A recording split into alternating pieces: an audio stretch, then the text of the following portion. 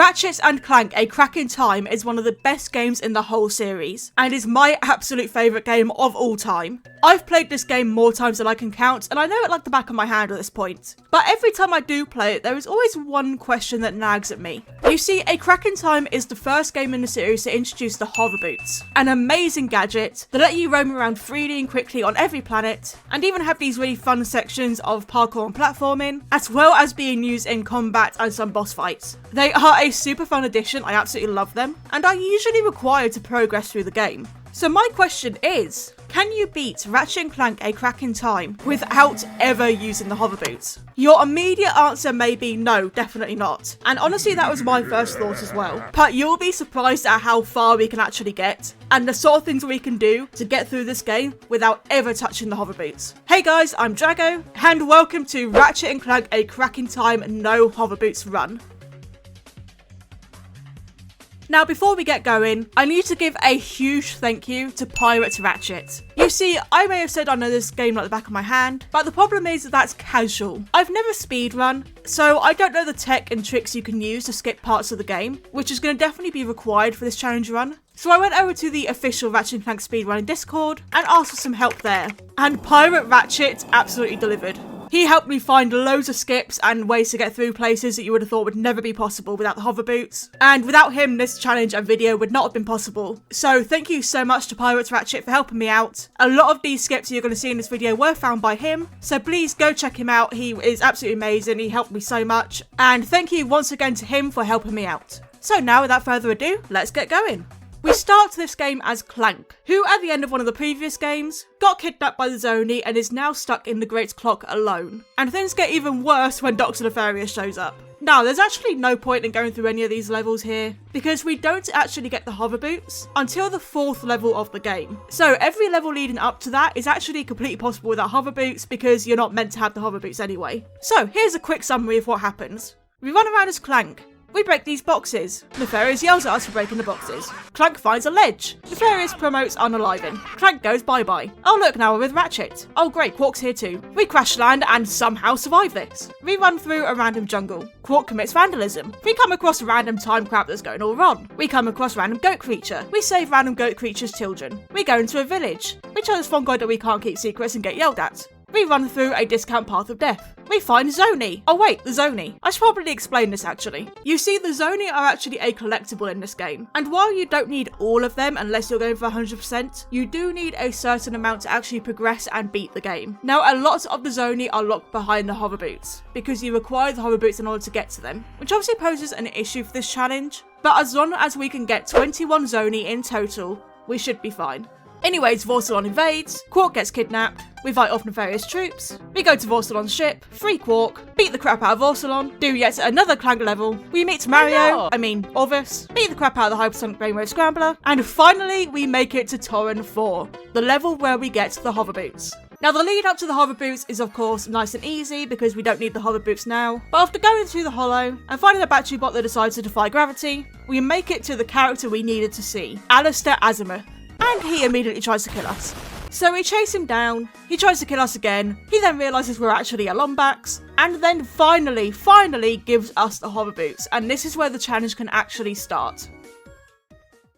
Or can it? You see, this is a tutorial zone, and usually you have to use the hoverboots, and then complete this little course that Azimuth has set up for you, and then finally this piston will open up for you. Of course, we can't use the hoverboots, so we need to find a way over this door without using them. But we soon find out that's just impossible. Ratchet cannot get enough momentum or height in order to make it over this door, and there's no rocks around or anything that he can get through either. Quite frankly, without the hoverboots or without Clank, Ratchet just doesn't have the movement capabilities to do any of these skips, and that's unfortunately where the run has to end. Or is it? You see, A Crack in Time has this really nifty little trick you can do, and using this trick we can actually get our hands on Clank. And Clank of course has his helipack, which gives us so much more movement to play with. So if we can have Clank at the very start of the game, we can then perform a lot of skips using the helipack to get through these areas. But how do you get Clank at the start when he's stuck in the Great Clock? Well, you have to do file manipulation. So first you need to load a completed save file where you already have Clank.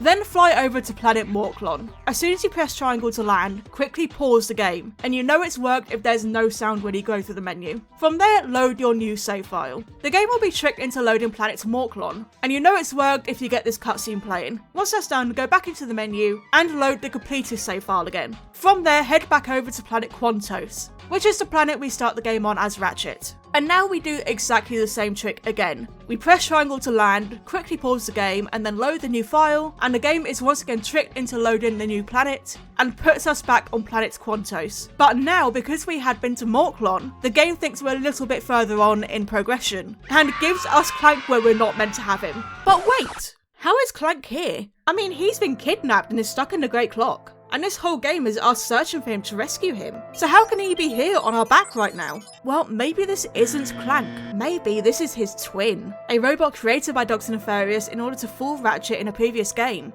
That's right, say hello to Clunk. He's back.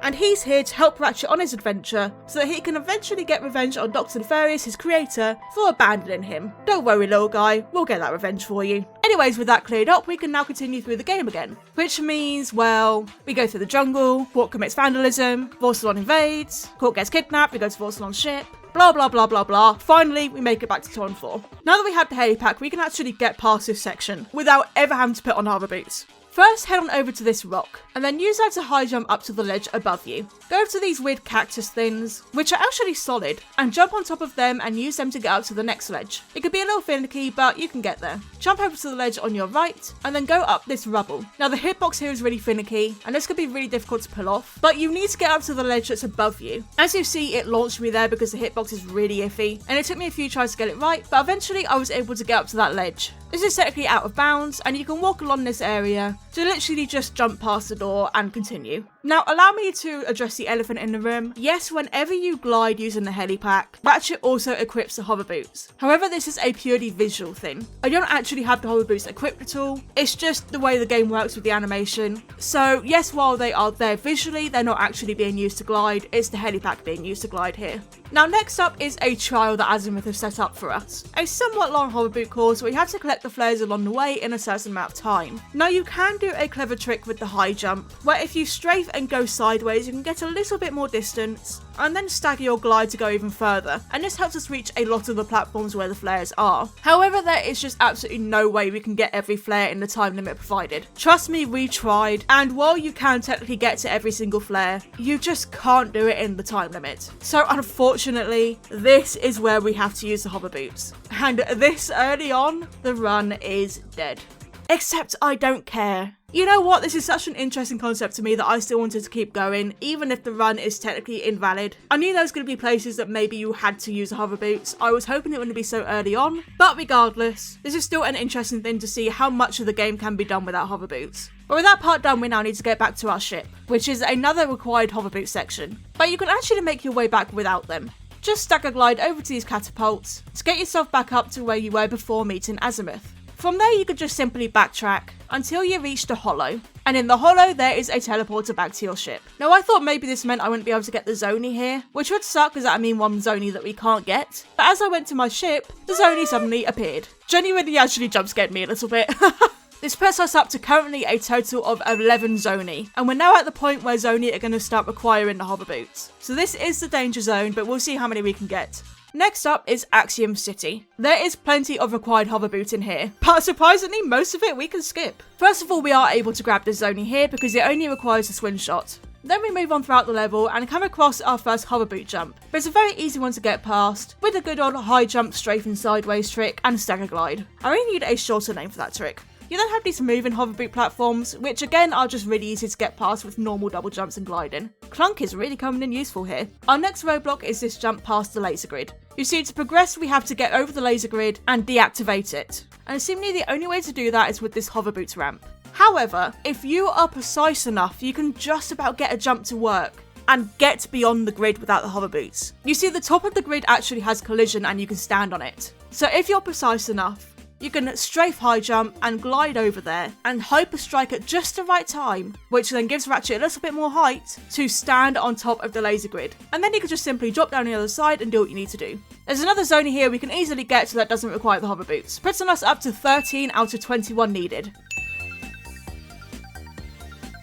So we have more of these moving hoverboot platforms, which are further away than the ones before and have this annoying turn in them, which makes them a little bit more complicated. But this time, rather than doing just normal double jumps, we have to do the strafe high jump and stagger our glide and hyper strike at the end in order to make it to each platform. It's a long and tedious process, as by the time you make it to the next platform, you've just moved back so far that you're making so little progress at a time, but eventually you can make it to the other side with this method. Now, after a long fight, we have to follow Azimuth over this hoverboot ramp, but we really don't have to use the hoverboots here. The platforms aren't far away from each other at all, and you can just make it between them easily with a high jump and glide. Also, yes, I am doing this whole run without buying any armor, and I am playing on hardcore mode. It was just an extra challenge to myself, and yeah, I died here. Kind of embarrassing. We come across our next roadblock. You see, in this section, you have to use your hoverboots to go between each platform and activate buttons in a certain order, and you have a really small amount of time to get between each button. We tried so much. First of all, the first button is always in front of you here,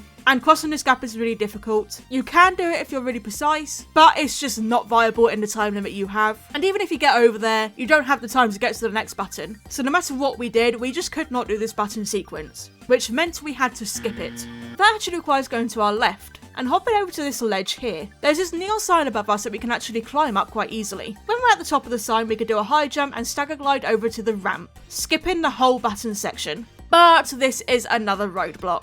The jump into Pollux Industries is just way too long. There is absolutely zero way to do it without using the hover boots. It's just utterly impossible. So this is unfortunately the second time where we have to use the hover boots. Again, a really early one that disappointed me a bit, but we're still going to keep going. So we infiltrate Pollux Industries, which is perfectly fine because we don't need the hover boots at all. We then manhandle a level 60 wizard who has melee abilities, and try to use Pollux's computers to find the location of an obsidian eye. However, Nefarious interrupts us, and we now have our first boss fight as Ratchet. Thankfully, this boss fight does not require the hover boots at all. The only slightly dicey part was jumping onto the boss here, but just well-timed gliding makes that easy. Now, you can see my mini-map is still up with the little button location and the timer. Yeah, because I skipped that section, I still had Jarvis in my ear going, and oh my god, it was so annoying. It was at the point where I got myself killed so that he would just shut up, and thankfully that worked. The rest of the fight was a breeze, and we leave Axiom City. Now this is where I spent some time going through the moons. Now the moons are out in every sector, and they're these little 3D maps that you can roam around, and they often have collectibles on them for you to get, be it a Zoni, a Gold Bolt, or a Constructo mod. Of course, we are interested in the Zoni. However, a lot of these moons actually require the hover boots, and there's no way to get past them without the hover boots, which limits us to how many Zoni we can get drastically. So I had to try find the moons that don't require the hover boots, and there's very few of them, and unfortunately there were none in the Vila sector. So we move on to the Korthos sector. After probably my favourite cutscene with Nefarious, unacceptable! We head back over to a Clank level, which of course we don't need to go over because we don't need the hover boots here at all. Clank doesn't even have hover boots. You probably should get those installed. When we get back to Ratchet, we have to do this ship boss fight, which is again not a problem because we don't need the hover boots. And we get to move on to the Agorian Battleplex, probably one of my favourite arenas in the whole series. It's here we have to once again rescue Quark. Thankfully, however, none of the missions in the Battleplex require you to use the hover boots. So we breeze through all the combat. Quark gets annoyed at being called Mr. and not Captain. We do a bit more fighting. The Wargrok gets released. Quark pokes Ratchet in the eye. Ratchet is apparently able to do maths while being eaten by a Wargrok. That's 115%! We beat the crap out of the Wargrok, and from there we are able to move on. Also, some of the challenges actually gave us Zoni as a reward, so we are now up to 15 out of 21 Zoni. We are also able to do one more moon here as it doesn't require the hover boots, putting us up to 16 Zoni. And then we move on to Lumos. Now Lumos is hyped up to be a very hover boot heavy planet. However, you'd be surprised at how much we can get away with. Now there's a lot of platforming in the starting section, and none of it actually requires hover boots at all. It's only until we get to the end here where we have this leap of faith, as Azimuth calls it. And you're expected to use the hover boots here, as this ramp has a hidden hover boots boost on it. However, you can just kind of jump into the oblivion and hope for the best, and it works. We watch probably one of the most beautiful cutscenes in this game. Like, my god, this could be a movie. And head on out into Quail Canyon. Now the Villards are under attack by the Agorians, and this Villard tells us that he can take us to the Obsidian Eye if we defend him against the Agorians. So we do just that, and straight away come across a mandatory hover boots ramp. Except we can just do the high jump strafe in and stagger glide and make it quite easily. Fighting the Igorians is nice and easy, there's no hoverbooting required. There's some ramps dotted here and there because the game wants you to use the hoverboots to get around quickly, but of course we don't have to.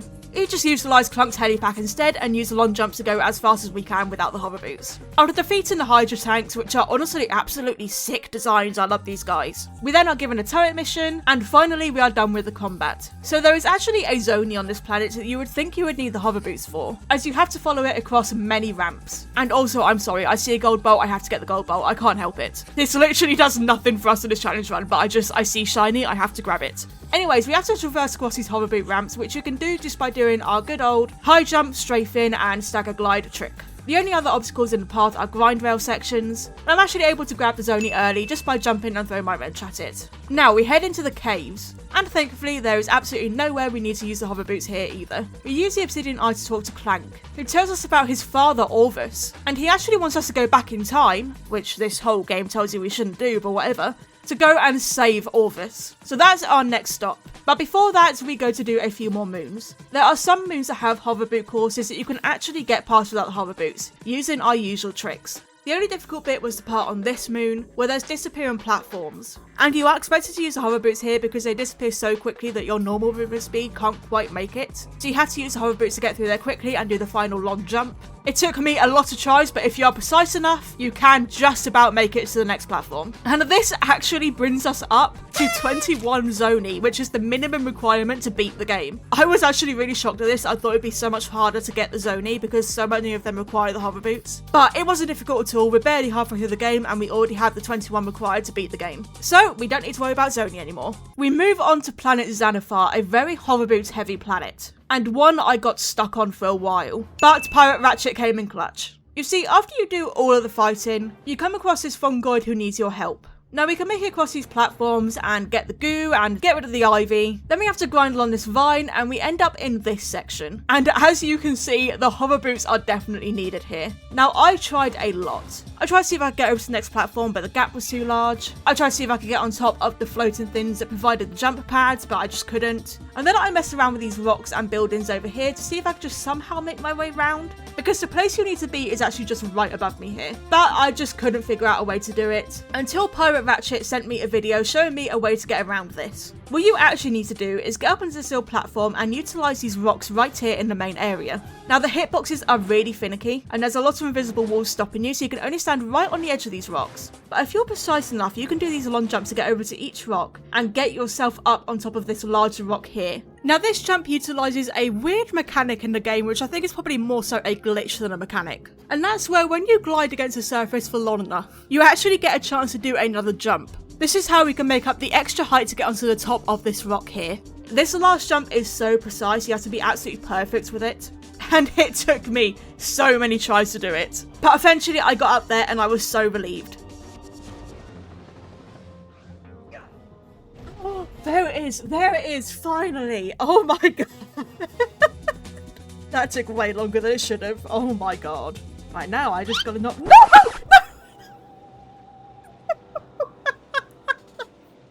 Oh my god, you fucking bastard. Oh no.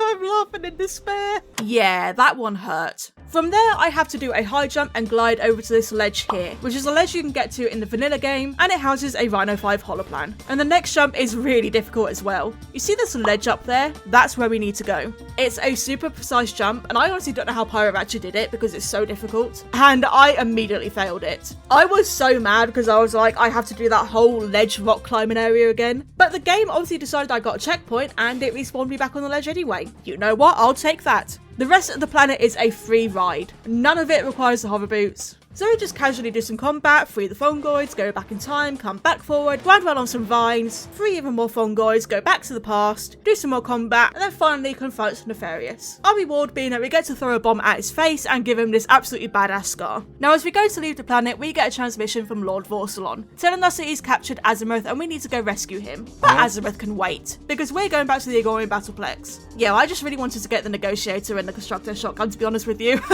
Now, on Vorsalon 2, all the way up to Azimuth is hoverboot free, but when we come to rescuing Azimuth, we have hoverboot sections. Now, this section here requires you to jump across these moving hoverboot platforms to make it to the other side and put out a Versafuse. 1 of 3 required to free Azimuth. Now, thankfully, the other 2 don't require the hover boots at all. One just requires the magna boots and the other the omni soaker. But this one is very much needing the hover boots. But there is a way around it, using our good old high jump strafing. You see, if you use this catapult down here, you can just about get to the next platform. From there, you want to jump up onto the claw that's holding the platform, and then do a high jump, stagger glide, and hyperstrike to reach the next platform. From there, another high jump and stagger glide will take us to the end. One that I really thought wouldn't be skippable, and thanks again to Pirate Ratchet for finding a way around it. So we free Azimuth and get going as a duo, or trio because Clank is here, once again. We now have one last Clank level to get through, where we get to talk to literally God. And then we finally make it to planet Vapedia, which is where we are going to rescue Clank. Because yeah, Clank kind of got captured by Lawrence, and yeah, so he's here now. Now, this planet is very hoverboots heavy, and there's going to be a lot of tricks and skipping here. Straight away, you have to hoverboot across this gap. So I thought, why don't I actually go backwards here? You see, next to where your ship is, you actually have platforms that are there for you to actually backtrack to your ship. But I thought, why not go the other way and use them to get to the main platform? I died. But after a well-timed hyperstrike, I did make it up to that platform, and then I just used the swing shot to get to the main area. This swing shot's actually part of the path to take you to a gold bolt, but it was just about in range for me to use, and I was able to swing myself over to the main platform. The problem is, when you get here, the fight doesn't actually trigger. You see, there's meant to be a fight here where this door opens and Valkyries will come out of it. However, because we skipped the whole of the last section, it doesn't trigger. But thankfully in my testing, I found that you can just jump off the edge, reload the checkpoint, and it will work. Clank's distress call terminates somewhere inside the Citadel. Oh. Okay, in my test run that actually worked. I guess it doesn't want to work here. So now we need to find another way. I realise the problem is probably that I need to trigger Azimuth about his different points where he goes in this level. So I used the same method as before to get to the end, and from here we're going to backtrack. You see, the platforms that hold these jump pads are actually solid and you can jump onto them, and these are going to be our main way of traversing around. Honestly, if it wasn't for Clunk and his helipack, we wouldn't be able to do any of this because we really need the strafe and high jump and the glide to get anywhere. Thankfully, we're able to get over to where Azimuth is. Now, there's even more hoverbooting to be done here. We require battery bots here, and the first one can be seen right in front of us. Thankfully, we're able to platform across these jump pads in order to get to the island we need to be on. The jump is very precise for the last one, and to get onto the island is very finicky because there's actually an invisible wall there because of that rock. So you have to sort of go sideways and just about make it to the actual solid part of the island. From there we can grab the battery bot and get onto the next one. You have to do the same thing again to get to the island the last battery bot was on. From there we just need to sort of wedge ourselves into this corner, which has a little bit of solid ground to stand on. And this just about gets us close enough in order to do the strafe high jump and stagger glide and a final hyperstrike at the end in order to make it over to the next island with the next battery bot. Then I automatically went to continue, forgetting this is a no hover boots run, and just had to kind of off myself to sort that out. Sorry, Ratchet. Obviously we now need to make it over to the end point again. I found you could do this by climbing up onto this building, which gives you just about enough height to get over to this jump pad platform. From there, jump up so you can target this swing shot and get up to where the gold bolt is. You can then use the swing shots to travel back to this island here, and then do what we did before, but in reverse, getting onto the jump pad platform and jumping back up onto the ending island. And this time, because we did everything we needed to do, the fight will trigger, meaning we can progress. Now, we can progress quite easily, with the death course not needing any hover boots. However, we come across this ramp, which is a really long jump. Now, I don't know why, but I just had a feeling this would be possible. I mean, look how close I got. This is probably the most precise jump in the whole run. You have to be frame perfect with where you jump and when you do your hyperstrike in order to make it to the other side. But believe me, it is possible.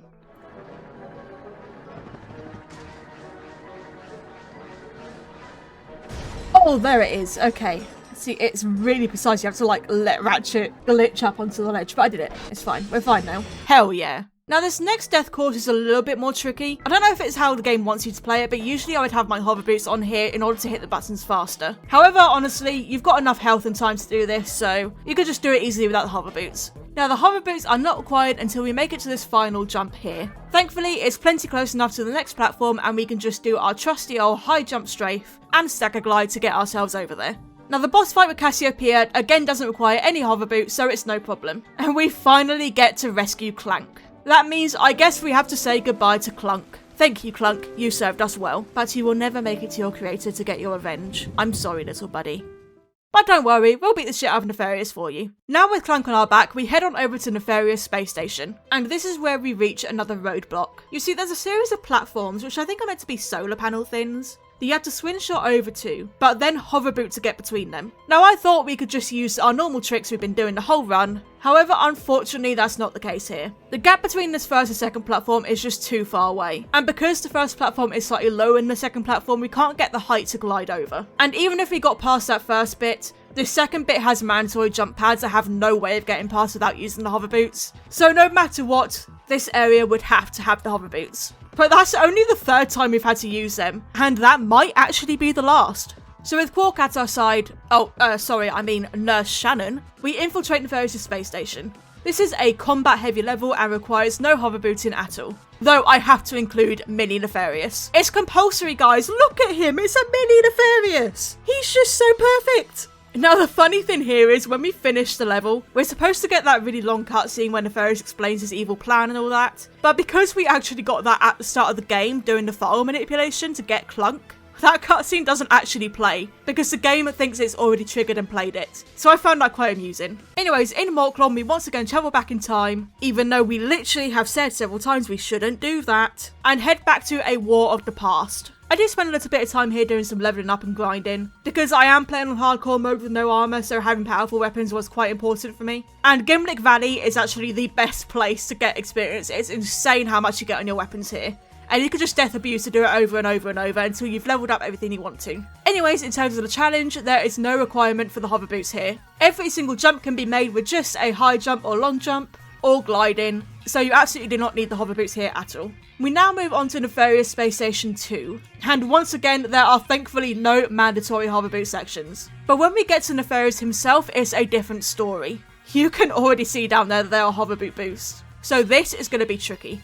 You see, during his boss fight, Nefarious will use the Hypernova defense laser in order to chase you down, and you have to use the hover boots in order to be able to outrun it. Of course, we can't do that. Thankfully, grinding on Gimlick Valley gave me an advantage here, and that is over 100 health, which is needed here. You see, because we can't hover boot, no matter what we do, the Hypernova defense laser is going to catch up to us and damage us. The fastest we can go is by spamming long jumps, but this is where we can actually use a speedrun trick. You see, in speedruns, rather than going all the way around, what they'll do is they'll go part way up to a certain bollard on the track, and then turn around and go back on themselves. This takes less time than going all the way around for the full sequence, and it tricks the game into finishing the sequence with a weird trigger thing. But of course speedrunners use the hover boots. I've not got the hover boots. So it was a case of, can I do this before I die? And the answer is yes. If you're quick enough with your long jump spams, you can get to the bollard you need to get to, turn around and make your way back, and the sequence will be over, though you are left on very low health. And there are 2 lots of this Hypernova chase sequence. So unfortunately you do actually have to death abuse here. Thankfully this boss fight has a checkpoint halfway through, so if you just die here, it will respawn you back to this phase of the fight after you've done that section. Now the next section is even more complicated, because rather than just running around in a circle this time, Nefarious will use a laser to blow apart the platform and you have to jump between each part, obviously using the hover boots, which we cannot do. So we had to do the same method as before here, which is long jump up to a certain bollard, turn around and long jump back, trying to tank as much damage as we can. This is again a part of the speedrun trick. So on the way back, you go far enough until you hear the platform before you get blown up. Then you turn around and go back forward towards that gap. You have to sort of jump out a little bit in order to get the laser to stop. Then you have to quickly turn around midair and get yourself back onto the first platform. All of this left me with only 3 health, but it worked. We have officially skipped Nefarious' hoverboot sections. From here, all we have to do is wait for the ship to make its way round, and we can just easily jump on top of it to trigger the last phase, where we can kill Nefarious without having to use the hoverboots whatsoever. There you go, Clunk, I got you your revenge. We are now onto the final level and the final boss, Azimuth. And Ratchet fucking dies. Yeah, that blew my mind as a kid. But hey, we run through his Clank for a little bit, reverse time and save Ratchet. Yay! Now we have to chase Azimuth down as Ratchet, which involves a mix of grind rails and hover boots. And you will probably think this section is impossible, just as I did. However, there is a way past it all. So the grind rails are no problem, and these ramps are close enough together, you can just do the strafe and high jump and stagger glide to get across each platform. And let's give a special thanks to Azimuth for not just zooming off to the Orvis chamber to take over the entirety of time itself, but instead going slow and matching our pace so that we can keep up. How polite of him. The biggest problem in this section is where the jump pads are. We've seen that where there's jump pads, we usually cannot get past the gap because it's too big. But Pirate Ratchet came in clutch again and found out that these spinny sections over here in the background are actually solid and you can get on top of them. It's an incredibly precise jump. And you have to stand right on the edge of this ramp and swing the wrench a few times so you're technically floating in midair. And then do a strafe and high jump and stagger glide and a hyper strike at the end, and it has to be absolutely frame perfect. This gets you just enough distance and height to get on top of this spinning part. From there you can run along it and jump over to the next one, and then do another strafe and high jump over to the next grind rail, skipping that whole section. The last part is even more hoverboot ramps, which you can once again get past using the strafe and high jump and stagger glide. However, these ones are slightly further apart than the last one, so we have to do a hyper strike at the end in order to make it. And we get to the other side, and that is it. Hoverbootless run complete. All we have to do now is defeat Azimuth and the game is beaten.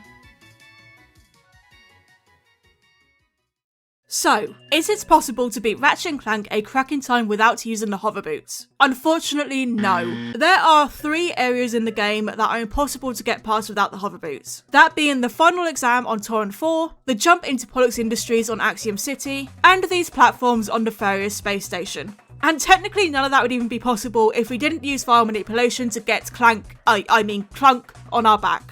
So no, this run isn't possible, but you know what? You can do so much more than I ever thought you'd be able to. I mean, only 3 areas are impossible when the majority of the game is tailored around needing the hoverboots. That's insane. And this was a really fun challenge to try out too. I learned a lot about the game doing this, things that I wouldn't have known as a casual player, and it has actually inspired me to try and start speedrunning. Once again, a huge shout out and thank you to Pirate Ratchet for helping me with this challenge and getting through areas that I couldn't figure out on my own. Go check him out. He'll be linked in the description down below.